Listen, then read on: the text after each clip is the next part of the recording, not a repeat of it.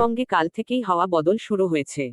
আজও ঝড় বৃষ্টির দুর্যোগ, শিলা বৃষ্টি ও কালবৈশাখীর তাণ্ডব দেখা দিতে পারে। উত্তরবঙ্গে ভারী থেকে অতি ভারী বৃষ্টির সতর্ক। এপ্রিল মাসের বাকি কটা দিন বিক্ষিপ্তভাবে ঝড় ও বৃষ্টি চলবে রাজ্যের সব জেলাতে। যুগলবন্দি। দক্ষিণে আজ কালবৈশাখী ও শিলাবৃষ্টির যুগলবন্দি।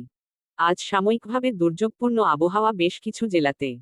ঝড় বৃষ্টিতে এবং মেঘলা আবহাওয়ায় গতকাল থেকে তাপমাত্রা কমতে শুরু করেছে। আজ আরও কিছুটা হ্রাস পাবে দিনের সর্বোচ্চ তাপমাত্রা।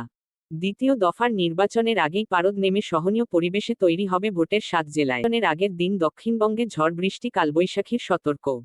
নির্বাচন রয়েছে এমন 4 জেলাতে কালবৈশাখীর তাণ্ডব দেখা দিতে পারে আজ বিকেল বা সন্ধ্যের দিকে। নদিয়া, পূর্ব বর্ধমান, উত্তর ও দক্ষিণ 24 পরগনাতে বজ্র বিদ্যুৎ সহ বৃষ্টির সঙ্গে 60 কিলোমিটার গতিবেগে দমকা বাতাস বইবে। একই পরিস্থিতি পশ্চিম বর্ধমান জেলাতেও। কলকাতা সহ বাকি জেলাগুলিতে বজ্র বিদ্যুৎ সহ বৃষ্টির সঙ্গে 30 থেকে 50 কিলোমিটার গতিবেগে দমকা ঝোড়ো বাতাস বইবে। কাল নির্বাচনের দিন বুধবার। সকালে মনোরম পরিবেশ, মেঘলা আকাশ, কখনো আংশিক মেঘলা আকাশ। বেলার দিকে বজ্র বিদ্যুৎ সহ বৃষ্টির সম্ভাবনা, সঙ্গে ঝোড়ো হাওয়া।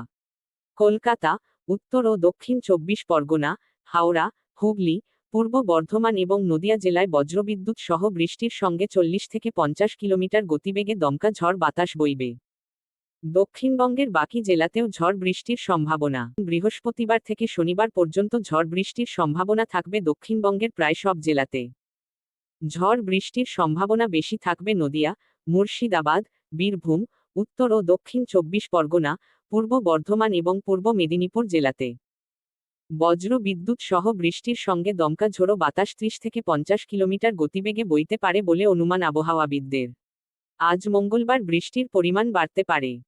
ভারী থেকে অতি ভারী বৃষ্টি অর্থাৎ 200 মিলিমিটার পর্যন্ত বৃষ্টিপাতের আশঙ্কা জলপাইগুড়ি এবং আলিপুরদুয়ার জেলাতে। 70 থেকে 110 মিলিমিটার অর্থাৎ ভারী বৃষ্টির সম্ভাবনা দার্জিলিং, কালিম্পং, কোচবিহার জেলাতে। এই জেলাগুলিতে কালবৈশাখীর সম্ভাবনা। উত্তরবঙ্গের বাকি জেলাতে 30 থেকে 50 কিলোমিটার গতিবেগে ঝড়ের সঙ্গে বৃষ্টির সম্ভাবনা।